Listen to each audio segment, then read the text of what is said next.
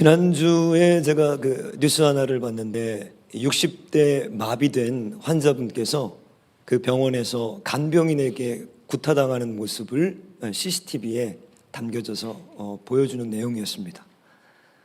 남의 일 같지가 않더라고요. 이 60대 신체가 마비된 환자가 상습적으로 폭행을 당한 것 같은데 그 코로나 간병실로 옮겨지면서 그 CCTV에 찍히게 된 겁니다. 그 여성 간병하는 분이었는데 얼마나 환자분을 정말 그렇게 때리는지요. 뭐 머리채를 잡아 끌어당기고 뭐 저항할 수 없죠. 뭐 마비가 돼서 의사소통도 불편한데 제가 나이가 드나 보다 이런 생각이 들었습니다. 왜냐하면은 이게 예전에 그런 거 보면 뭐 욱하는 마음들 또 막 이렇게 불의를 못 참는 이런 마음들이 있었는데 이번에는 그 환자가 왠지 저의 미래 같은 거예요. 여러분들이 잘 안 와닿으시나 본데 우리나라 65세 이상 우리 이 노인들 돌아가시기 전에 여러분 평균적으로 707일을 요양병원에서 보낸다는 보고가 있습니다. 그러니까 우리 한국 사람들은 누구나 평균적으로 죽기 전에 2년을 요양병원에서 보낸다는 거예요. 다시 바꿔 말하면 우리 대부분은 이제 이 땅을 떠나기 한 2년쯤 전부터 누군가의 수발을 받고 누군가이 도와주지 않으면 거동이 불편해지고 그렇게 인생을 마지막 마무리할 가능성이 높다는 거죠. 그러니까 남의 얘기가 아닐 수 있습니다. 지난주에 제가 신방한 곳을 갔는데 그 환우분이 루게릭으로 지금 투병하시는 환우셨어요. 제가 작년에 루게릭으로 고통받는 환우분을 이 신방을 가서 그때 처음으로 제가 루게릭 환자가 어떤지 그 루게릭이 어떤 건지 귀로만 듣다가 이제 실제로 보게 됐습니다. 저는 저희 누님이 척수마비로 30여 년을 이렇게 사셨기 때문에 누구보다 마비 환자들을 잘 알아요. 그 곁에서 살아봤고 주변에 많은 마비 환자들이 있습니다. 그 마비도 척수의 어느 부분이 다치느냐에 따라서 전혀 다릅니다, 여러분. 저희 누님은 당연히 감사하게 좀 밑에 쪽 척추를 다쳤지만 이 경추라고 하죠. 이 목 쪽을 다치신 분들은 손발을 쓸 수가 없어요. 손발을 쓰는 것과 못 쓰는 것이 엄청난 차이가 있습니다. 일단 휠체어를 못하고 식사를 자기 손으로 못하고 글을 쓸 수 없고 그러니까 이 얼굴 그리고 입, 말로 모든 생활을 해야 되는 거죠. 그래서 저는 가장 고통스러운 게 어떤 암이나 이런 것보다 이 신체 마비되는 그 질병이 아닐까. 그런데 이 루게릭을 제가 접하고 작년 한 해 그 동영상들과 그 쭉 루게릭으로 투병하는 과정들을 보면서 보통 문제가 아니더라고요. 척수 환자는 거기에 비하면 정말 양반이더라고요. 여러분들 아시죠? 루게릭이 뭔지. 점점 이 신체 근육들이 말라버리면서 마지막에는 말도 못하고 호흡도 못해서 사망하는 불치병입니다.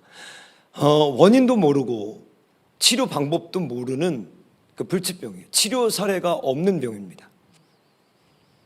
왜 고통스러운가? 정신과 이 의식은 말짱한데 마지막에는 이 말도 못하고 호흡도 못하는 거죠. 그러니까 전적으로 누군가의 도움과 수발로 마지막을 맞춰야 되는 안타까움이죠. 제가 그 루게릭 환자를 가서 방문하고 집에 돌아와서 내일 같은 거예요. 남의 일 같지가 않은 거예요. 제 아내랑 이렇게 밤에 이런저런 얘기를 하면서 부탁을 했습니다. 그러니까 루게릭이 이제 심해지면 자가 호흡이 어렵고 식사를 못하기 때문에 관을 뚫어요. 그래서 이 배 쪽으로 그 음식물을 넣어줍니다. 유동액 같은 것, 이 음식을요. 그리고 이제 여길 뚫죠. 그래서 호흡을 하고. 제 아내에게 부탁을 했어요. 내가 만약에 루게릭이 걸리면 음식을 넣지 말고 물만 넣어서 그 음식을 안 먹으면 보통 6주 한 길면 8주 산다고 하잖아요. 내가 죽을 수 있도록 도와줘야 된다. 그렇게 하겠냐? 그랬더니 우리 아내가 그렇게 하겠다고 그러더라고요. 네. 근데 막상 닥치면 그냥 안 그렇게 돼요, 여러분. 그죠? 여러분들이 만약에 가족이 그렇게 하는데 여러분들에게 마음이 편하겠습니까? 음식 준다고요. 그래서 제가 정말 그렇게 할 거냐? 그러니까 그렇게 한대요. 그래서 신신당부를 했습니다. 내가 빨리 하나님 앞에 갈 수 있도록 도와줘야 된다. 그 이상 살고 싶지는 않고 안 되겠어서 제가 쓰고 있는 유서가 있거든요. 유언장. 거기다 그걸 썼습니다. 반드시 물 외에는 음식을 주지 말아서 내가 빨리 하나님 앞에 더 이상 연명하지 말고 죽을 수 있도록 도와주십시오. 여러분, 이 루게릭은 10만 명당 지금 우리나라에서 한두 명 걸리는 병입니다. 조금 희귀한 병이죠. 그런데 오늘 본문, 여러분들이 잘 아시는 이 본문 말씀은 이 루게릭이 우리 모두의 미래라고 지금 경고하고 있어요. 우리 잘 아시는 12장 1절, 2절을 우리 같이 한번 읽어보겠습니다. 너는 청년의 때에 너의 창조주를 기억하라. 곧 곤고한 날이 이르기 전에 내가 아무 낙이 없다고 할 해들이 가깝기 전에 해와 빛과 달과 별들이 어둡기 전에 빛 위에 구름이 다시 일어나기 전에 그리하라. 잘 아시는 말씀이죠. 솔로몬이 전도서를 마치면서 마지막으로 내리는 결론입니다. 근데 여기 보면은 기억하라라고 하면서 곤고한 날이 오기 전에 이렇게 얘기해요. 곤고하다, 이건 한글 번역입니다. 저는 이 번역을 굉장히 좋아해요. 영어에는 없는 우리나라 고유의 어떤 표현이죠. 곤고함. 근데 영어로는 뭐라고 번역을 했냐면 evil 이렇게 번역했습니다. evil days. 이게 무슨 말이죠? 직역하면? evil 모르세요? 악한 날들이라는 거예요. 원래 히브리어 이 원어는 악한 날들이 도달하기 전에, 인생의 노년을 맞이해서 이제 육체가 쇠약해지고 아무 낙이 없다고 할 그날이 오기 전에라는 거예요. 저는 이 본문을 청년들에게 많이 설교했죠. 제가 이 설교하면은 그 성경책에 그 날짜를 적어 놓습니다. 본문 위에다가. 그럼 제가 이제 몇 번 했는지도 보고 그 날짜로 그 설교 원고를 찾아보면서 내가 과거에 어떻게 설교했는지 이렇게 보는데, 이 12장은 번복이에요, 번복. 어마어마하게 설교를 많이 했습니다. 그런데 대부분 청년들에게 했어요. 왜? 청년의 때에. 근데 제가 오늘 여기 하는 이 장년들에게 하는 이유가 있습니다. 왜? 청년들에게 하니까요, 못 알아먹어요. 못 알아먹어요. 너의 미래가 그 요양병원이라고 하니까요, 못 알아먹어요, 못 알아먹어요. 여러분들 이제 실감 오시죠? 네, 여러분들이 실감 오셔야 돼요, 오셔야 돼요. 저도 와요. 이거 내 미래 아닌가? 여러분이 12장에서 솔로몬은 너무 아름답게 이걸 시적으로 은유법으로 얘기합니다. 여기 12장 3절부터 보시면 여러분 알쏭달쏭한 표현들이 많이 나와요. 예를 들면 뭐 맷돌질하는 사람들이 그칠 것이며. 근데 이게 무슨 얘기일까? 근데 대부분 학자들은 여기 맷돌질이요, 이빨로 얘기합니다. 당시 사람들이 썼던 은유법으로. 그건 뭐냐? 치아를 잃게 되는 날이 온다는 거예요. 그런 식으로 3절부터 4절까지 새 번역은 아예 이런 식으로 번역을 했습니다. 제가 새 번역으로 3, 4절 한번 읽어드릴게요. 그때가 되면 너를 보호하는 팔이 떨리고 정정하던 두 다리가 약해지고 이는 빠져서 씹지도 못하고 눈은 침침해져서 보는 것마저 힘겹고 귀는 먹어 바깥에서 나는 소리도 못 듣고 맷돌질 소리도 희미해지고 새들이 지저귀는 노랫소리도 하나도 들리지 않을 것이다. 모든 우리 육체의 기관들이 마치 루게릭 환자들처럼 이제 점점 모든 그 기능들이 쇠해지는 거예요. 팔다리가, 시력과 청력과 시각과. 그래서 마지막에는 아무 원욕이, 이런 식욕, 성욕, 모든 욕망들이 다 사라지게 된다는 거예요. 저는 이 본문 말씀을 보면서 제가 또 이렇게 살아가면서 이 한 주간 무슨 생각을 많이 했냐면요, 시간이 너무 짧은데, 여러분들도 그렇게 느끼시죠? 시간이 너무 짧은데 문제는 내가 무언가를 내 의지적으로 성장해서 결정하고 내가 주관적으로 바꿀 수 있는 그 기간이 너무 짧다는 거예요. 그 무슨 얘기인가? 여러분들 이 초식동물을 동물의 왕국 같은 거에서 보시면 기린도 그렇고 얼룩말도 그렇고 망아지도 그렇고요, 나면서 뜁니다. 보셨죠? 출생과 즉시 뛰어요. 근데 우리 인간은 여러분들 걷기까지 무려 1년 넘게 걸립니다. 아니, 누군가의 도움이 없이는 스스로 출생도 불가능하고요. 제가 오늘 아침에 여기 이 양복을 입다가 이쪽 이 단추에 실이 풀려가지고 가위를 막 찾았습니다. 가위로 이 실을 잘랐는데, 여러분들 가위질 하는데 여러분 몇 년 걸리는지 아세요? 몇 살 때 아이들이 가위 잡고 가위질 하는지 모르시죠? 만 4세 넘어가야 합니다, 여러분. 우리 인간은 이 아주 사소해 보이는 가위질 하나를 할 수 있을 때까지 무려 4년 걸려요. 루게리 환자는 마지막에 못하게 됩니다. 이것도 우리가 생각하는 그런 아주 평범한 것들, 지금 여러분들이 오늘 하루 일어나셔서 옷 입으시고 그냥 물 드시고 식사하시고 여기 걸어서 오신 이 모든 일상들이 굉장히 평범해 보이지만 우리 인생에서 아주 잠깐 동안 가능한 시간이에요. 그걸 감사를 못 하시죠. 그걸 잘 모르는 거예요. 다시 말씀드릴게요. 여러분 오늘 일어나셔서 여기까지 오셨던 그 모든 과정, 그 평범한 일상이 우리 인생에서 하나님께서 허락하신 아주 짧은 시간에만 가능한 것들입니다. 여러분 어느 정도인가? 제가 아이 넷을 키웠지 않습니까? 어렸을 때 우리 아내가 늘 했던 얘기가 이거예요. 언제 기적이 떼나 이거예요. 언제 기적이 떼나. 첫째가 떼려고 하니까 둘째가 등장했습니다. 둘째가 떼려고 하니까 셋째가 등장했죠. 이제 뗐구나. 넷째가 따자잔 등장해가지고요, 기저귀가 집에서 떨어지지가 않아요. 기저귀를 뗐습니다. 우리나라 여러분들 그 카시트라고 하죠. 그 의문 아이가 여러분 모르시죠?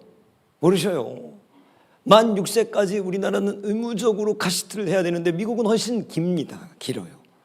우리나라도 만 12세까지 권고해요. 저희 집에 얼마 전에 카시트 뗐습니다. 누군가 들어서 걔를 앉혀놔줘야 되고 벨트를 채워줘야 됩니다. 그리고 학교에 가면 12년 의무교육을 받고, 그리고도 뭐 구실 못해요. 그렇죠? 애들이 돈 벌어 오나요 여러분들? 아니에요. 대학교 가고 또 남자들 군대 가고. 근데 충격적인 얘기를 들었습니다.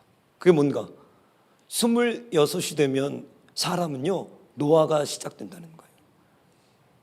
26이면 군 제대할 나이입니다. 남자는 대학교 나와서 뭐예요?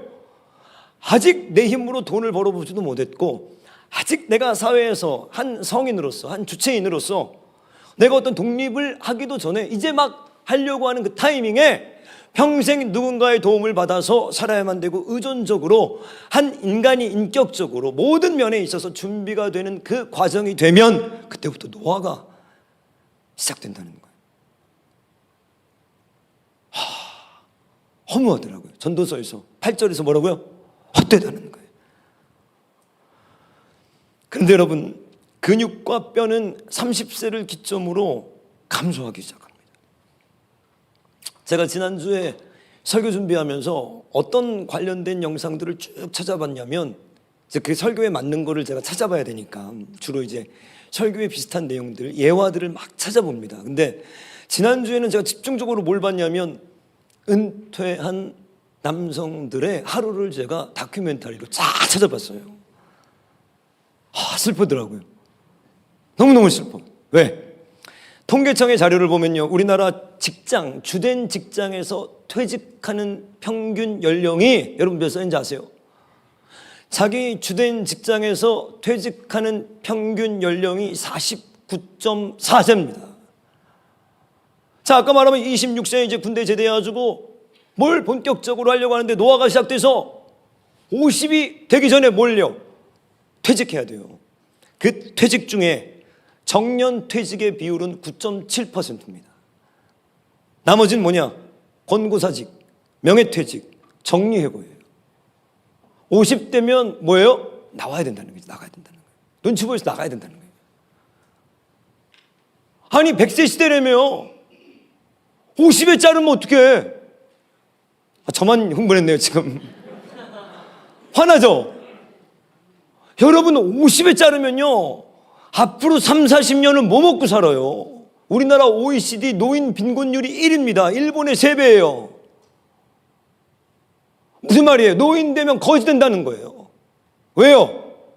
우리나라가 왜 이 OECD 빈곤율이 세계 1위인가? 뭔지 아세요? 여러분 왜 그런지 아세요?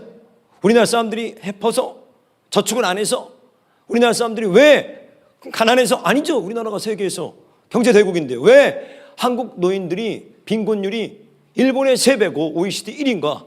자식 때문에 그래요. 한국 부모만 유달리 자식을 사교육을 30대가 돼도 40대가 돼도 자식들 키우니라 거지 된다는 거예요. 나중에는 가슴이 아프더라고요. 여러분. 평생 일해서 자식 키우고 평생 그 자식 뒷바라지 하다가 거지 된다는 거예요. 평균적으로.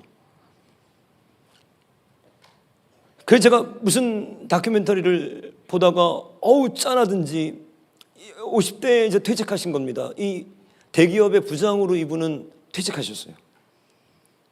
어딜 갑니까? 갈 데가 아무 데도 없어요. 그래서 경복궁 야간 아르바이트 경비 거기에 지원한 거예요. 근데 놀라운 일이 벌어졌습니다. 갔더니 경쟁률이 어마어마해요. 여러분. 경복궁에요 야간 아르바이트 경비입니다. 근데 문제는 뭐냐? 경쟁률도 어마어마한데 여기에 몰린 사람들이요 경비업체 자격증과 경비 자격증 경비 경력을 갖고 있는 사람들이 많아요. 근데 대기업에서 부장직 하다가 나와가지고 경쟁 상대가 안 되죠. 면접을 하는데 어마어마한 수준이 떨어집니다. 근데 그것도 2주밖에 못해요.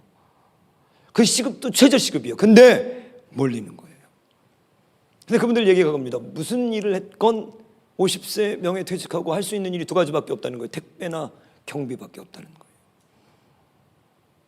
그것도 관절염이라든지 몸이 좀 불편하면요 제외 대상입니다. 아무나 못해요. 이걸 보는데 마음이 아찔하더라고요.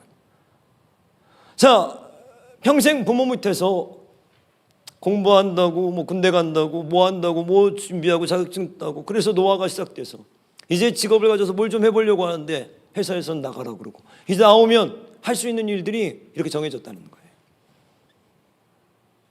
그 짧은 순간 저는 이것을 영적으로 또 보면서 그렇구나. 우리가 예수 믿고 회개를 할 수 있는 기간이 아주 짧아요.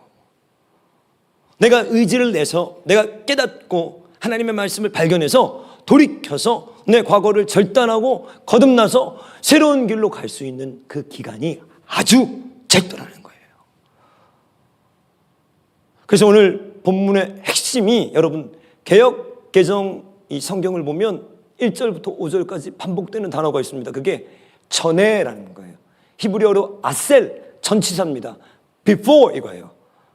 곤고한 날은 누구나 오는데 누구나 맷돌질하는 자들이 그쳐질 것이고 우리 모두가 다 이제 메뚜기도 짐이 된다. 이건 아주 은유법이죠.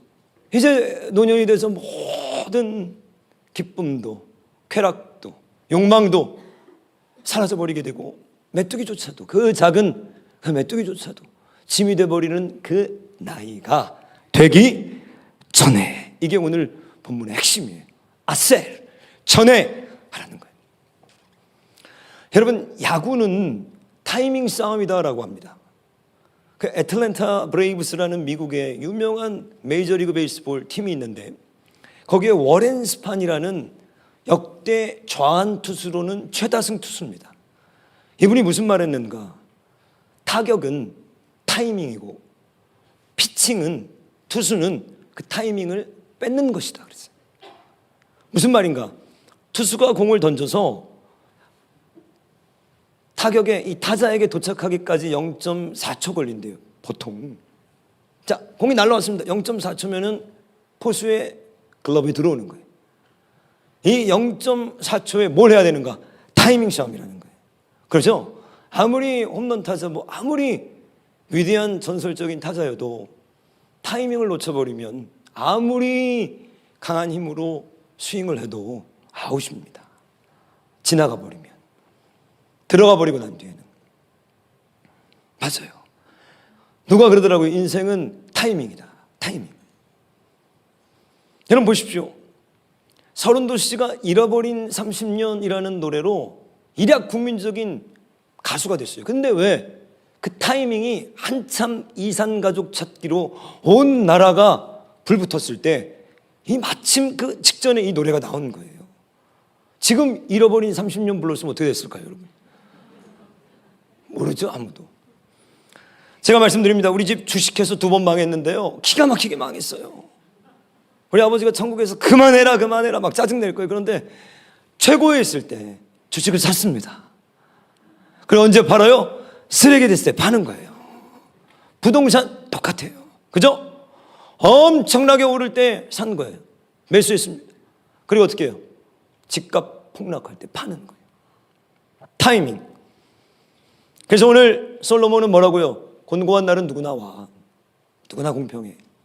근데 아셀 전에, 그날이 이르기 전에.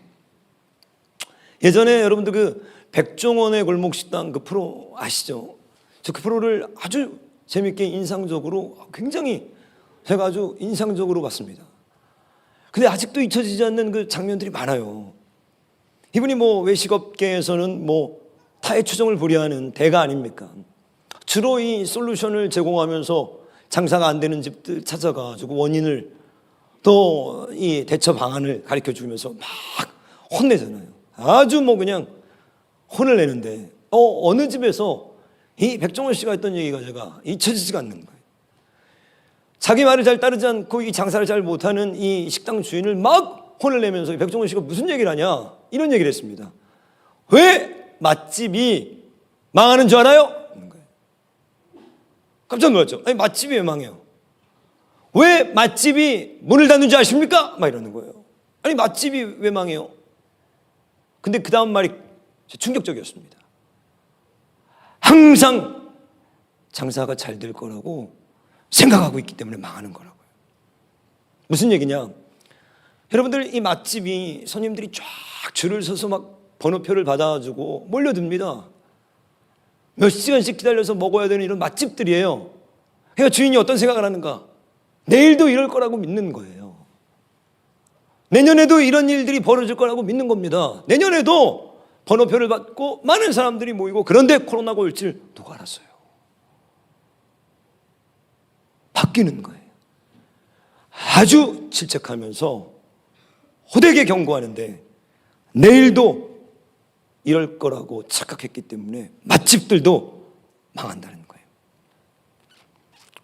저는 이 말이 어떻게 들렸냐면, 제가 성도님들과 이렇게 쭉 믿음 생활하면서 내일도 건강할 거라고 믿고 있는 거예요. 지금 내일도 내가 힘이 있을 거라고 우리는 지금 믿고 있어요. 우리 코로나를 경험했습니다. 예배가 없어진다. 저도 머리털 나고 처음 경험했습니다. 예배를 등록해야 된다. 예배를 한 번밖에 못 온다. 거리두기 때문에 오늘 예배 제한이 50명이다. 아니, 듣도 보도 못한 일들이 내 평생 전염병으로 내가 살아가고 있는 이 현장에서 일어나고 있네. 아무도, 이게 얼마 전입니다. 아무도 없는 데서 설교하는, 여러분 그 기분 모르시죠? 정말 황당해요. 시선 처리를 한 분 스텝이 앉아 있어가지고 그 사람 쳐다보고 하다가 그 사람도 저도 서로 애매해가지고, 제가 하는 설교를 제가 다시 가서 들어봤는데 뭔 소리 하는지 하나도 모르겠어요. 이게 뭔 소리야 지금. 여러분, 그날이 또 올까요? 성경은 우리 미래에 대해서 밝게 얘기하지 않습니다. 성경 경고합니다. 하나님의 사람들은 견고합니다. 하나님의 사람들은, 하나님의 말씀을 받은 사람들은 내일 어둠이 올 것이고 내일 곤고한 날이 올 것이고 바로 내일 이 일들이 우리에게 일어날 거라고 말씀하시지만 우리는 이 일이 내게는 닥치지 않을 거라고 믿는 이상한 믿음들을 가지고 있는 거예요. 그래서 누가복음 16장에 보시면 예수님이요, 거기 불의한 청지기의 비유 여러분들 아시죠? 이 불의한 청지기를 칭찬하셔요. 이 불의한 청지기가 뭔가, 제가 누가복음 16장 제가 1절부터 한번 읽어드리겠습니다. 예수님이 제자들에게 뭐라고 하시는가? 예수님께서 제자들에게 이르시되 어떤 부자에게 청지기가 있는데 그가 주인의 소유를 낭비한다는 말이 그 주인에게 들린지라. 자, 주인의 것들을 지금 이 청지기가 지체 못대로 지금 착복하고 있습니다. 그래서 2절, 주인이 그를 불러 이르되 내가 내게 대하여 들은 이 말이 어찌 됨이냐? 내가 보던 일을 세마라. 청지기 직무를 계속하지 못하리라 하니 3절, 청지기가 속으로 이르되 주인이 내 직분을 빼앗으니 내가 무엇을 할까? 땅을 파자니 힘이 없고, 자, 평생 사무직이에요. 나와가지고 택배하고 이럴 힘이 없어요. 그것도 경력직이라 기술도 없어. 또 뭐라 그래요? 빌어먹자니 이건 또 부끄럽구나. 왜? 내가 지금 이 청지기 노릇하면서 이 작복하면서 나름대로 내가 이 중산층 이상의 삶을 유지했거든요. 그런데 노동을 해본 적이 없고 이거 빌어먹자니, 이거 사람들의 도움 받자니 이건 참 자존심 상하고. 4절 보니까요, 내가 할 일을 알았도다. 이렇게 하면 여기 보세요, 직분을 빼앗긴 후에 이거예요. 사람들이 나를 자기 집으로 영접하리라. 자, 이 청지기가 그 다음에 뭐하죠? 여러분들 잘 아시는 겁니다. 주인의 재산을 가지고 지금 지가 막 선심을 쓰면서 친구들을 만드는 거예요. 100만 원 빚진 사람에게 빨리 불러가지고 이 차용 증서에 50이라고 써라. 1억 빌린 사람에게 빨리 와가지고 너 2천만 원 빌렸다고 이거 바꿔주는 거예요. 지금 이 청지기는 처음부터 끝까지 다 불의합니다. 처음부터 끝까지 주인의 돈을 어떻게 해요? 다 지금 남용하는 거예요. 공급 횡령하는 거예요. 그런데 학자들이 이 성경 난해 구절로 대표적으로 뽑는 게 여기입니다. 근데 학자들이 너무 멍청해요. 왜? 주님은 칭찬하셔요. 그죠? 8절. 주님 뭐라고 칭찬하십니까? 주인이 이 옳지 않은 청지기가 이를 지혜 있게 하였으므로 칭찬하였으니. 주님은 이 청지기를 칭찬해 주셔요. 그러니까 신학교 다닐 때 이 학자들이 주석들을 보면 이 부분에서 이해가 안 되는 거예요. 왜 주님이 이 불의하고 악한 자를 칭찬하셨는가? 그 악하고 비정직한 그의 윤리적인 비윤리적인 삶을 칭찬하는 게 아니라 지금 주님은 뭘 칭찬하고 계시는 겁니까? 그가 지혜롭게 어떻게 해요? 미리 대비했다는 거예요. 전에 했다는 거예요. 직분을 빼앗기기 전에, 곤고한 날이 이르기 전에, 아무 낙이 없다고 하기 전에 그는 지혜롭게 준비했다는 거죠. 그걸 칭찬하는 거죠. 그러면서 주님이 한탄하십니다. 이 세대에서는 빛의 아들들이 어두움의 아들들보다 훨씬 더 밀어나다는 거예요. 여러분, 우리 코로나 때 고양시의 한 장례식장에서 뭐가 적발됐는가? 죽은 시신을 상온에 보관하다가 적발된 사례가 있었습니다. 자, 이게 무슨 얘기인가? 우리가 이제 죽어가지고 이제 장례식장으로 가면 냉동고에 보관이 돼야 되는데 거기 온도가 여러분 법적으로 정해져 있습니다. 이 시신을 반드시 4도 이하에서 보관하는 게 법이에요. 왜? 부패하면 안 되니까. 근데 이 고양시 한 장례식장에서 코로나 때 사람이 시체가 너무 많이 오니까 그냥 상온에 보관을 해버린 거예요.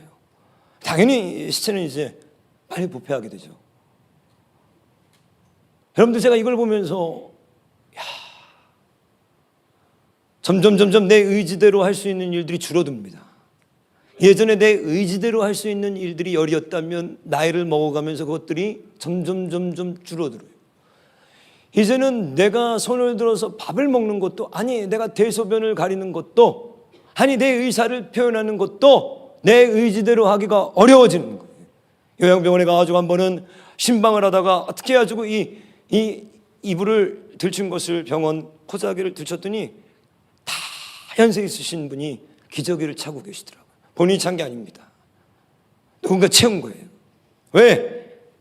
할 수 있는 일들이 없어지는 거예요. 나중에는 아무것도 없습니다. 아무것도 없어요. 내가 죽었습니다. 냉동고에 넣어줘야죠, 내 시체를. 아니요, 여러분. 2017년에 우리나라 큰 문제 하나가 일어났던 게 장기 기증을 했는데 아들이 장기 기증 평소에 의사를 얘기해서 죽어서 장기 기증을 했습니다. 장기를 다 떼갔어요. 그리고 왜 문제가 됐는가? 그 부모에게 전화해가지고 시체 가져가라고 전화하는 거예요. 얼마나 황당합니까? 장기를 기증했으면 잘 처리해줘서 장례 이 절차까지 운반해주고, 그래서 아름답게 마지막 시신을 이렇게 화장해서 할 수 있도록 도와줘야 되는데, 아버지가요 구급차를 불러서 죽은 아들 그 장기 다 뺀, 뭐 눈 빼고 못 빼고 그 아들을 싣고 갔어요. 그래가지고 그게 보도가 나오면서 큰 사회적인 이제 장기 우리 기증 안 한다. 그래가지고 거기에 대한 개선책이 많이 마련됐습니다. 여러분 찰리 채플린 아시죠? 유명한 희곡 배우였지만 많은 스캔들이 있었는데 그가 죽고 난 다음에 1978년에 그의 무덤이 파헤쳐지고 그의 시신이 관이 없어져 버렸습니다.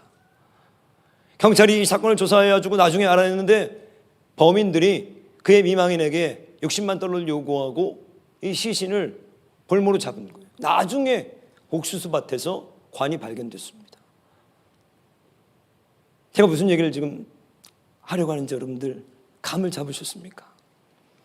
미국 오하이오주 한 시립 영안실 근무자가 여성의 시체 10명을 윤관하다가 적발돼서 구속된 사건도 있었습니다. 왜? 아무것도 할 수 없는 거예요. 죽으면 내 몸, 내 장기 빼가든 윤관하든 아무것도 못하는 거예요. 그날이 오고 있다는 거예요. 그날 오기 전에 기억하라는 거예요. 우리 7절 같이 한번 읽어보겠습니다. 같이 읽습니다. 흙은 여전히 땅으로 돌아가고 영은 그것을 주신 하나님께로 돌아가기 전에 기억하라. 성도 여러분들, 그날이 이미 우리에게 왔습니다. 제가 지난번에도 한번 간증했죠.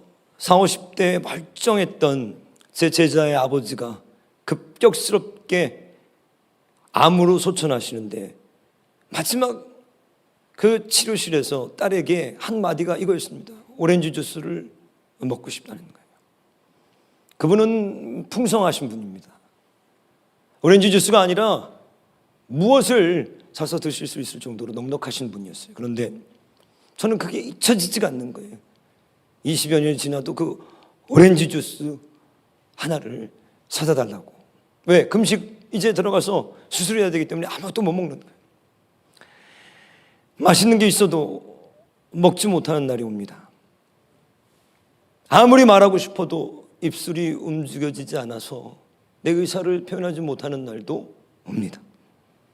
돈이 있어도 쓰지 못하고 평생 다시 누워서 다시 어린아이처럼 기저귀를 차야 하는 날이 오고 있습니다.